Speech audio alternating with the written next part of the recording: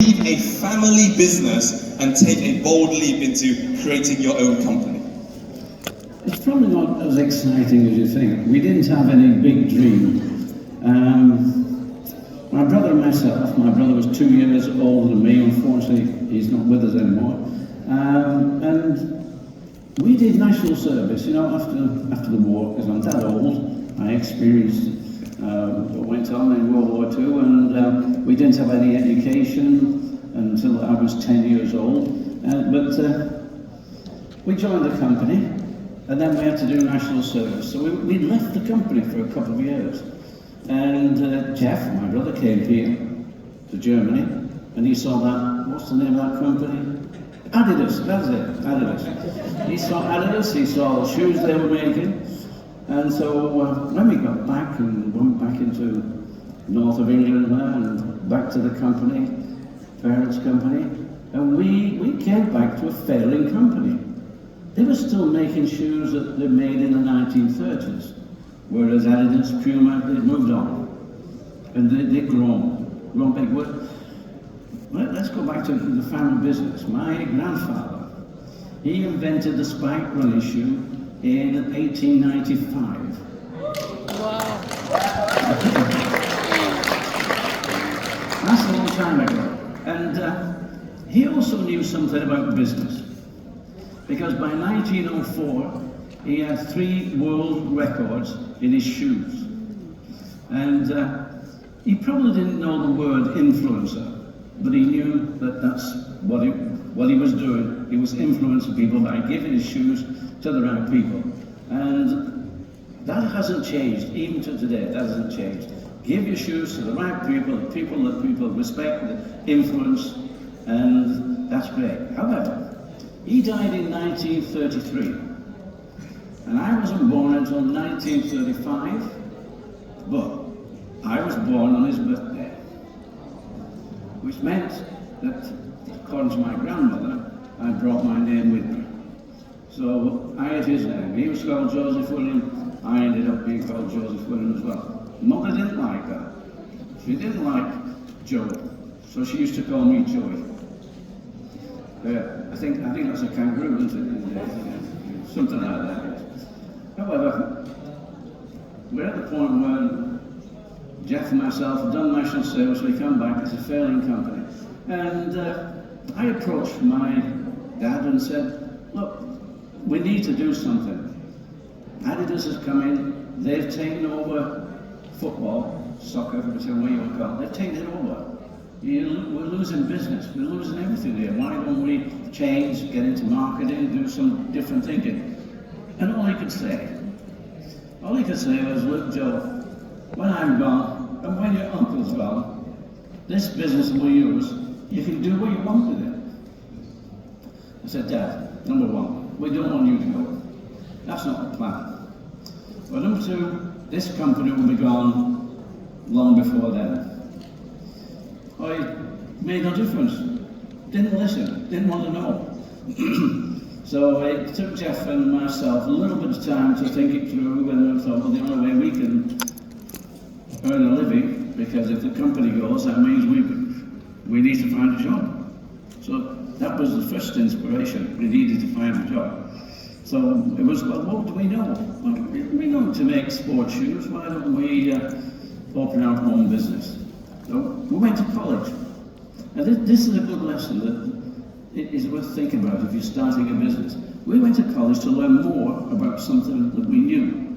But that wasn't the important thing. The important thing is that when we left the business and set up our own small factory, when we wanted anything, we went back to college. We went back to the people who helped us, and they helped us tremendously. Whether it was machinery, making patterns, and they were always there for us. And I think that was one of the best things we did, was to go to college. So that's great. We got to college, and we set up our own small factory. And we didn't want to compete with the family business, so we set up in the next town. And we set that up in an old building, which is a brewery. The brewery had 3 floors. The ground floor, for whatever reason, and I don't know, maybe something that breweries have, there were no windows, so we couldn't use that. The top floor, unfortunately, it rained in, and we had a lot of rain in the north of England, and so the roof was absolutely useless, and the water came through. In fact, we with buckets and cans and everything up there just to catch the water. But even then, if we went into the wrong places, you would actually go through the floor. So you could only use the middle floor. And the middle floor wasn't all that brilliant, so we put all our machinery around the edge. Because in the middle, and we did have a machine called the press. And every time the press went down, the floor went down and bounced up again. So that was our beginning. Wow. How many can see that Joe and his family went through a lot of challenges? Yes, it's not always easy sailing, and thank you so much for answering that, Joe, because that's actually my second question to ask you challenges. Well, we're just going to move on to the one after that, which is actually asking you about building the brand of Reebok. Because, you know, I was actually wondering, when you built it, it's really funny that, was it to actually restore the brand Adidas, how we just wanted to beat them? Was that one of the motivators, or was it you just wanted to do something better in the sporting world? That's it. It was a bit different than that. When we did start off, and I'll tell you, we did have challenges, because Adidas had come in and taken over the football market. So what we had to do is to look for space, and we called it white space. We needed to find some white space. Where could we be that the competition wasn't? That being Adidas and Puma in those days. And in fact, there's a story about Adidas and Puma. You'll know it all. That Adi and Rudy, they didn't get on. They didn't get on at all. They used to fight. And Rudy left and set up Puma. Whereas with Foster's, my father and uncle, and this is the reason that they failed, they couldn't get on. But stupidly, they just kept working together. They didn't talk. They just did their own things. So that was a problem. But our first problem was finding out what to do. So we moved into cross country, orienteering. We also did rugby league, if you know what rugby league is. It's north of England's sport. So we had to find our way, what we made. So that's what we did. But when you talk about challenges, our first challenge came when we're doing nicely, we're making some money. And the accountant says, you better register your name. What was our name? Mercury. We were called Mercury Sports. And the Winged Messenger was our logo. Great, you better register that. So we went to see an agent, and he found out that the name was already registered by British Shoe Corporation. And they were not using it. So we said, well, if you want, we'll see what they want. And they wanted £1,000 for it. We didn't have £1,000 in those days. We just set about our factory for £250. We couldn't find 1,000. So the agent said, well, you can go to court because they're not using it and you can claim the name. I said, how much will that cost? And he said £1,000. So that was our first challenge. So we had to change our name. And I don't know if amongst the question you got that one, but we had to change it. And we eventually got to Reebok. And there's a big story on that one. Well, what I can see is, it's challenge after challenge after challenge. Now we can see that Joe and his brother were resilient. Yes? And resilience, you can see, is actually so important to get what they want. So, you know, you're talking about Reebok, because you saw that Adidas was taking over the soccer world, and you had to look at other revenues or other avenues, right? And the thing that I remember about Reebok is like gym and CrossFit and rugby league and those types of things.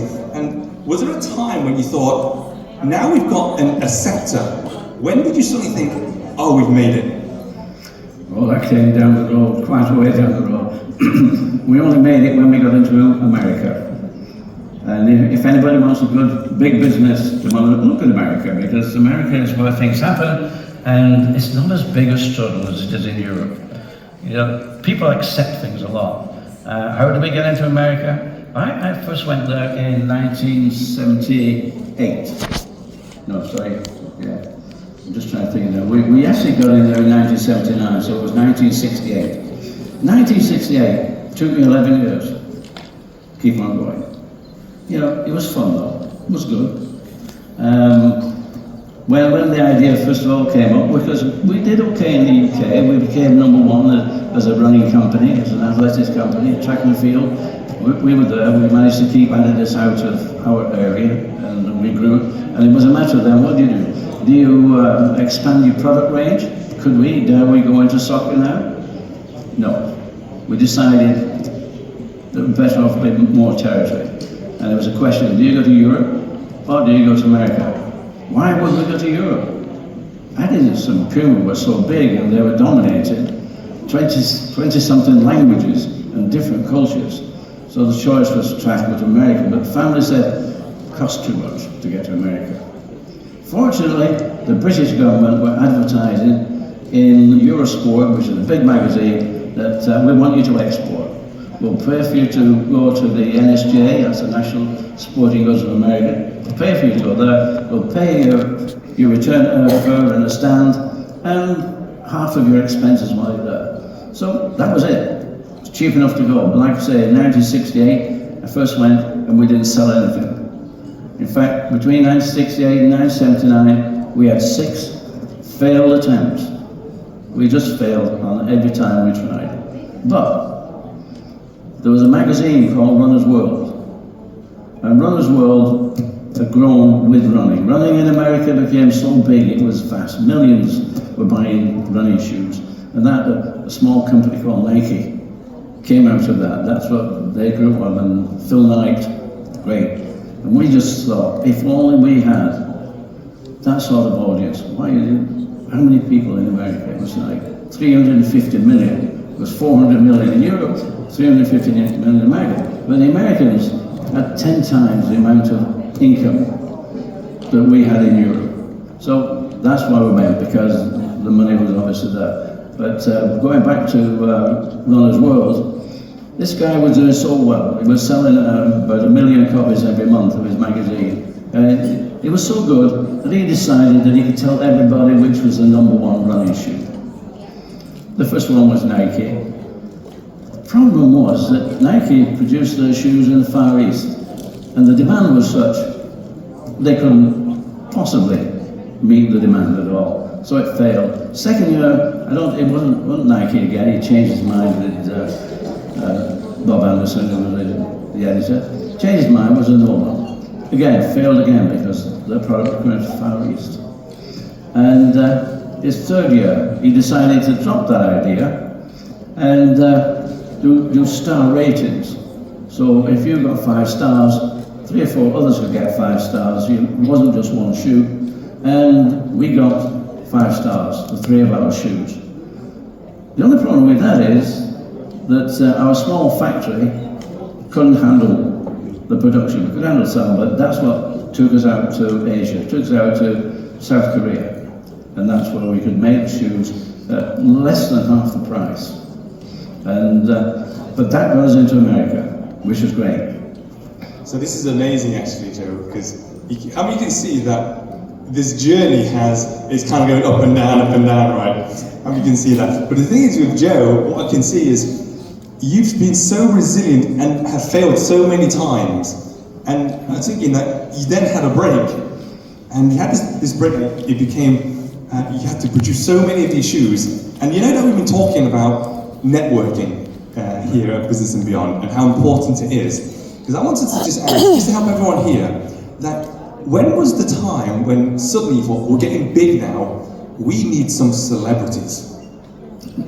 Well, we always try to get celebrities, but not, getting influencers. It's the same Nike, Adidas.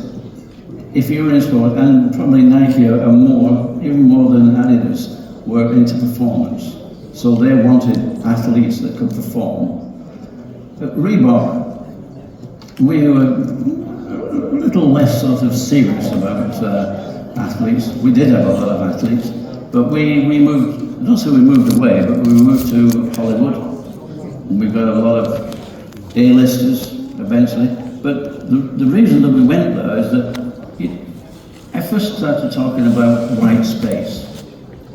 We were a running company, and one of our technical reps down in Los Angeles,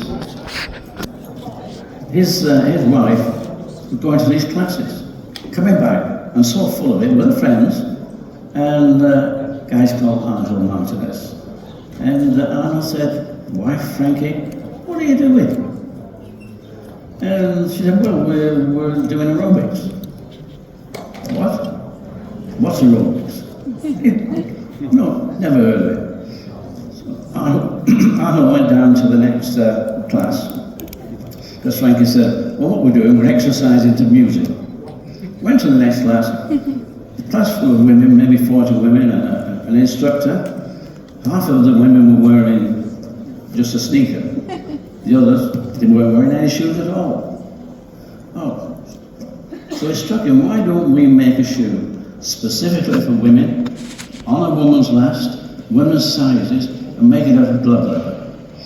Anybody in the shoe industry will know that glove leather is a disaster. It just falls apart. We got over that. One of the reasons we got over that is that the shoes did fall apart. We're in America and we're in Los Angeles. The girls didn't care. They loved the shoes so much. But when Jane Fonda actually bought a pair of shoes and used them in her videos, in her exercise videos, that was it. We started growing. We were a $9 million running company. And we pivoted to become a $900 million running company.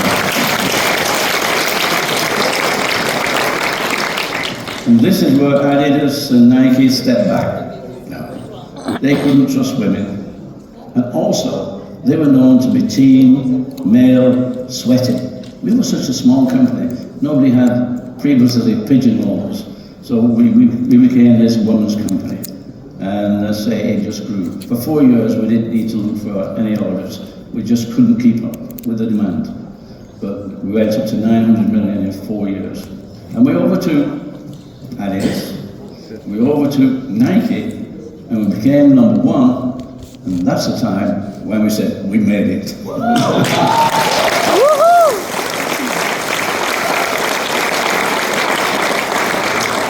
How many of you can see this is a pretty amazing story? Yes. Yeah, incredible. And you know, it's all thanks to women. Yes. All you women. And the thing is that, Joe, I mean, we were talking about networking, and I mean, I think because you made it into that market, and I think what I find so funny is this, is that you had Nike and Adidas as rivals. And I wanted to ask, did you ever, say, go to a sporting event and you saw like their booth, they thought, hey, look, there's Nike and Adidas. Did you ever have any like run-ins with them or any arguments or any incidents that you'd like to share? Would you like to hear any of those, by the way? Well, we were never that big in those days. It took us to get to America to be big, but we used to come to Munich, to the ISPO, and we had a lot of friends in the UK. You could get onto the Adidas stand quite easily if one of your friends said, well, he works in our store. So we used to sneak onto the Adidas stand and have a look at what they were doing. But so we just didn't have the power, the strength, the size to try and take Adidas head on. Fortunately, we could take Nike head on because that market was expanding so big, and running is still expanding. We started off in 1958, and we never ever had a recession. Never. And that's because, if you think about it, when people are not working, when they want to play sport, they want to go and buy a pair of shoes. So we just kept working, we just kept building the business, which was brilliant. I'm sure the same thing happened for Nike and Adidas as well. But for us, we'd come from nothing, so it was good to start growing. Thank you for that, Joe, because you know, I can feel your humility, and you know, I wanted to ask you a very honest question here, is that the success of Reebok, how much of it was good old luck, and how much of it was actually you're a genius? Oh, I don't think the genius part came out. I think we just stuck at it.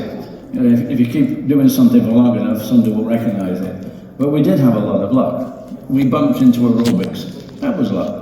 The fact that we did that. And you know, if you work at something for long enough, you do make your own luck. But you know, you've got to really be lucky. I don't care where you are. We had a lot of luck. I once remember I was having a conversation with somebody in New York, and somebody called Pete, and we were talking about luck. And he said, yes. He said, I believe in luck because I was born in the USA. And when you think about that, that's a pretty good piece of luck, isn't it? A lot of people, and you look around the world today, and you think that some of those people have been born into such a difficult life, and you wonder, can they make it? I mean, they really got to work hard. I wrote a book called Shoemaker, and it introduced me to a lot of people. And now we've got more books coming out called Survive and Thrive.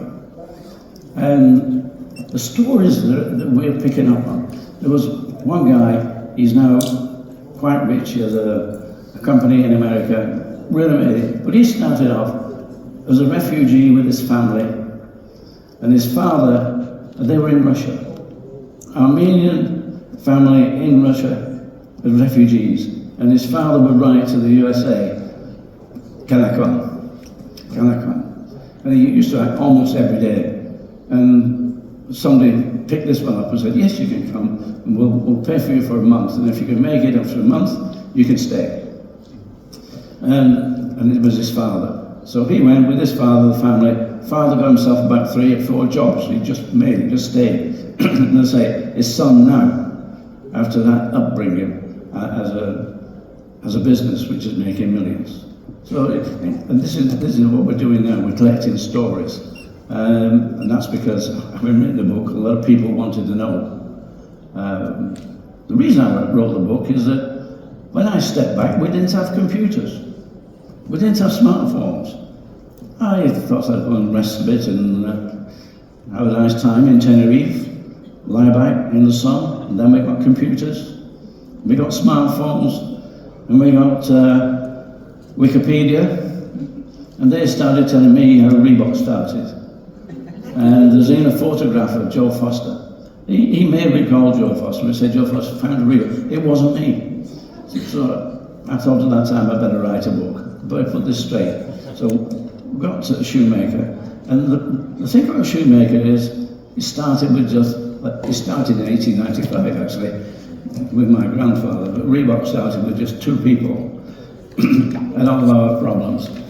We had to change our name. That story's in the book.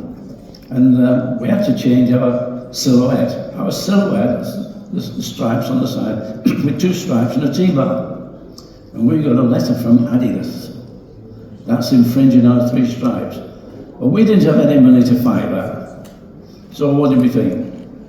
Well, we're a small company. We're doing our best to stay alive. And Adidas are writing to us. We stuck that letter on the wall. That was it. Brilliant. And what did we do?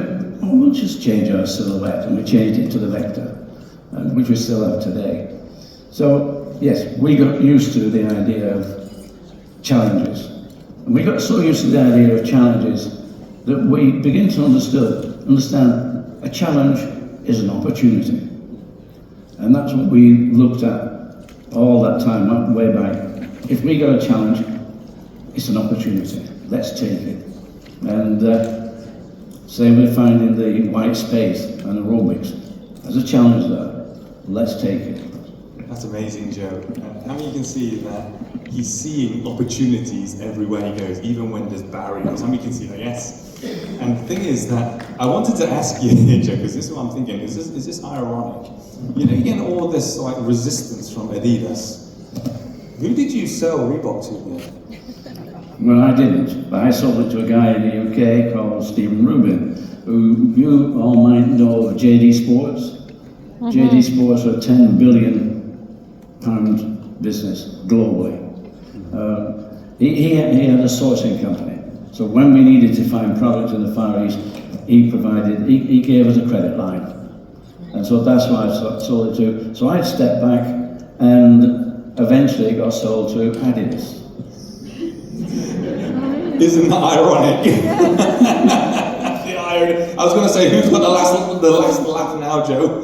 Well, it was quite funny really, because Adidas wanted the real stuff that Reebok had. Reebok had a big market in America, and Adidas wanted that. So they wanted the assets, and they took the assets. They took Reebok out of team sports. But people say, "What do you think about this?" And I say, "Well, it was good and bad. They changed the silhouette. They changed the lettering for the name, and then 5 years before they sold it, I'm sure they must have got a new guy in who was going to look after marketing. I think he must have said to the guys, you're idiots, what have you done this for?" Because they were losing money on Reebok. "What do you do this? Why did you change that?" So they changed it all the way back to the lettering that we got. And then the brand started to grow again. And but the one thing they really did for Reebok, which the Americans are not good at this. The Americans are not good at looking at history. They always wanted to look, no, we're looking forward. And what Adidas did is they got an archive. They built an archive for Reebok. And that archive now is so important. And I'd love to see Adidas's archive. I've been invited to go to Herzog or Escona and have a look at their archive. Because I would imagine there's some J.W. Foster shoes in there. Some of his early spikes. So I must go one of these days. Please do, please do. I think it'll be something for you to really cherish as well. So, do you know, Joe, because you know that Reebok has been sold from you, do you know when you sold it, has your emotion or thought about the brand changed over the years? Because I'm sure you still see it every so often, right? Well, for me, it was really not a question about what I could get out of this. It's a question of how far could we take Reebok? And to do that, we needed a lot of money, we needed a lot of product, and so it paid well to do that. And if we hadn't, we would have failed miserably with aerobics, and that would have allowed somebody else in. And that was our biggest panic. Can we keep up supplying this demand? Because once you can't supply demand, maybe Adidas, maybe Nike would have come in and seen the benefits that they could take from that. So what did I think? Well, I think that gave us the opportunity to become number one. And so I can't regret that. You know, that was a great opportunity for us.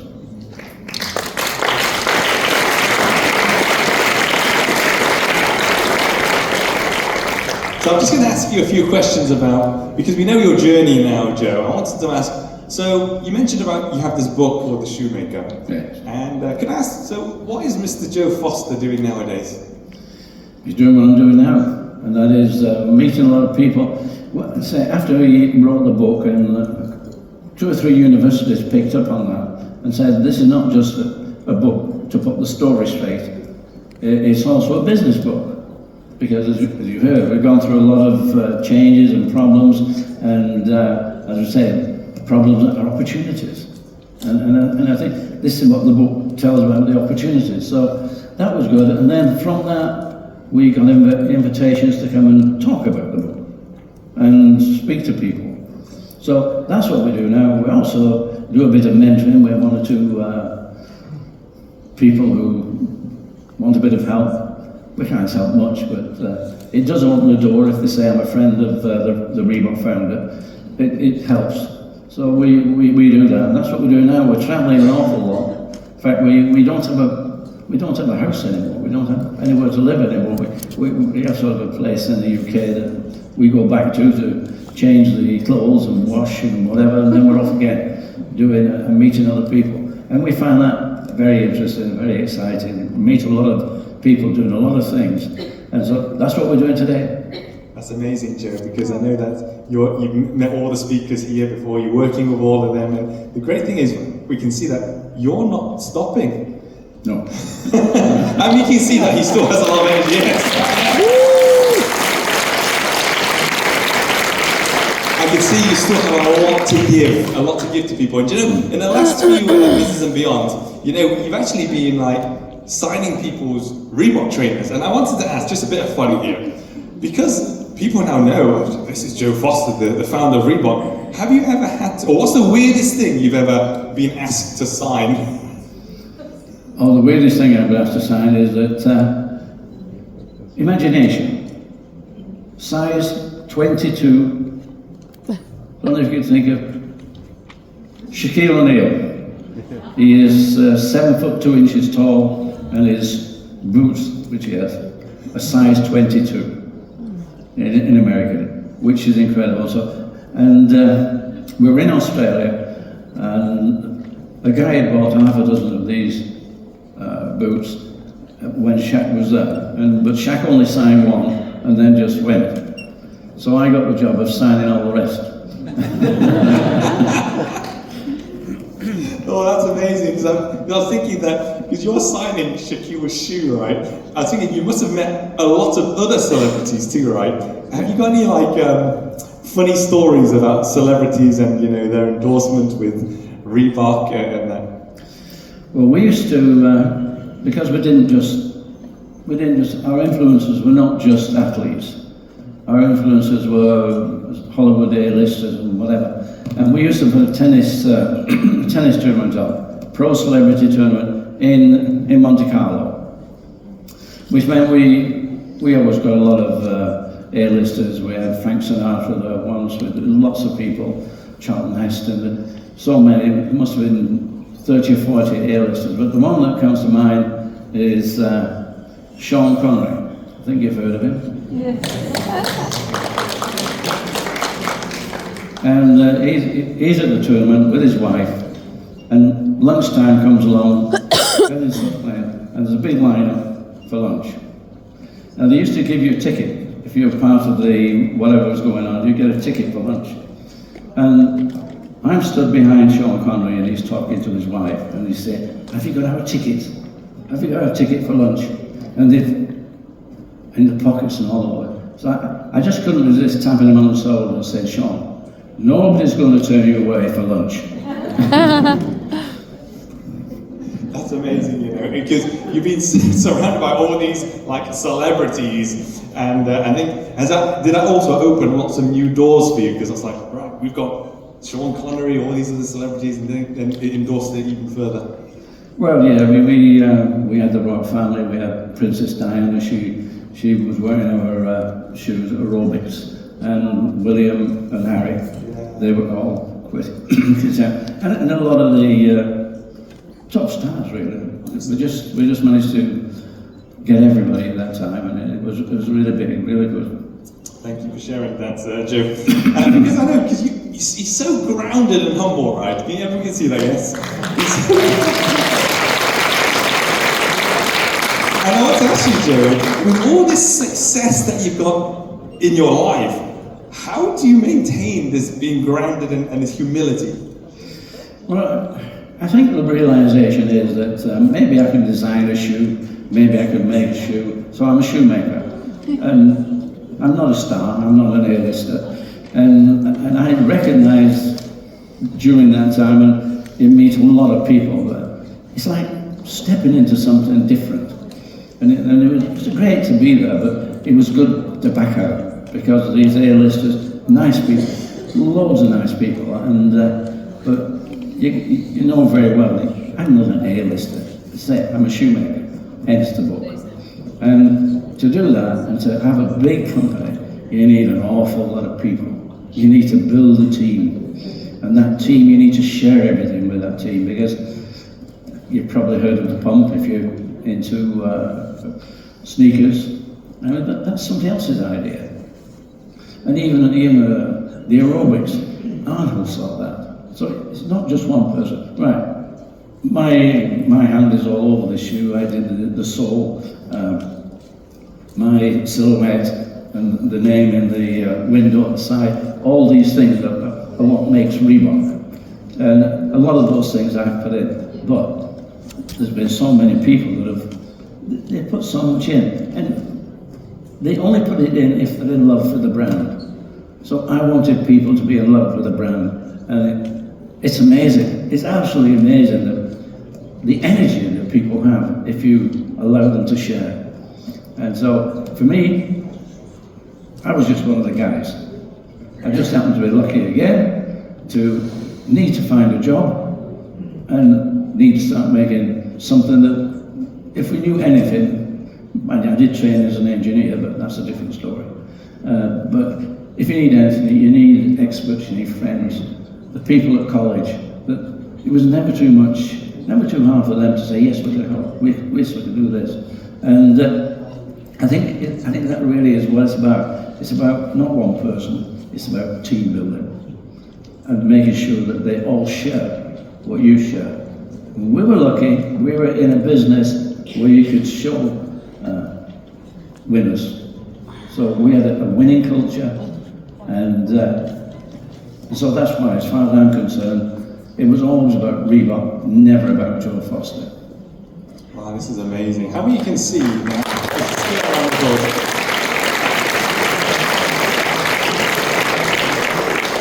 Joe, under his leadership, has a real passion for people. How many can see that? He wants all of his team to win. Yes. And this is what's so amazing, Joe. This is what I love about what you've created here, that to actually make something successful, you couldn't have done it by yourself. You can't, no. My only regret, people say, you know, what are your regrets? And I say, well, we go bigger than Adidas, we were bigger than Nike, we came number one. What's to regret? So I don't have any of that regret. However, unfortunately, just as we got into America, my brother, he got cancer and he died, just as we got there. Which, if I can regret that, I mean, that was terrible. It did mean one thing, and that I could make decisions which I had to ask the family about decisions. Can we do this? Can we do that? And I was got somewhat 3-to-1 opposition. Nobody liked the idea that I was doing these stupid things like going to America or other things that we were doing. So it did allow me to make decisions right or wrong. And as I say, no regrets. We got to number one. And, possibly the only regret is that after that, somebody did sell it to Adidas. But it's now been out of Adidas, sold it on to ABG. ABG is Authentic Brands Group, and it's becoming more visible again. We're seeing the brand, it's growing, and I think that's good. Nike and Adidas are the big ones. Reebok were the number one. I don't know how far we're now. We're about a $10 billion brand now, but you've got Adidas nearly 20 and Nike over 20 billion. So they're still big, they're still going. But Nike are having a bit of trouble, so it's good to see somebody having a bit of trouble.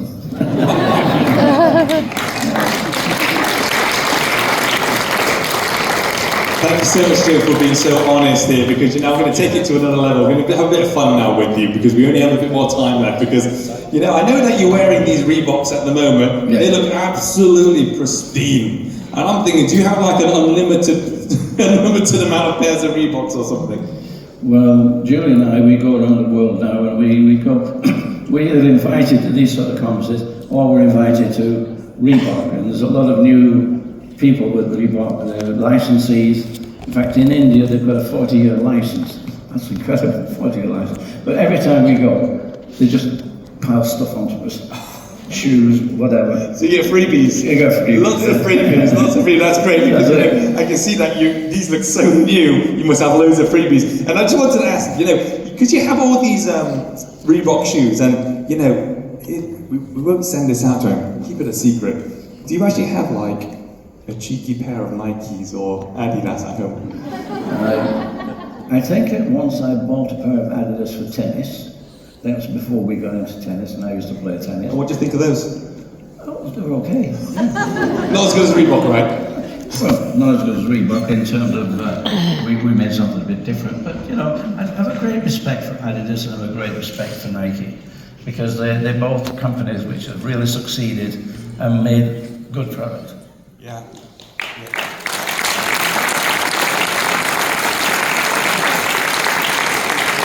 This is what's great about Joe. I'm making fun of like Adidas and Nike, and now he shows so much, and that's a true leader. So I've just got a few slides now actually, and we call it the rapid quick fire questions, and this is actually to find out a little bit about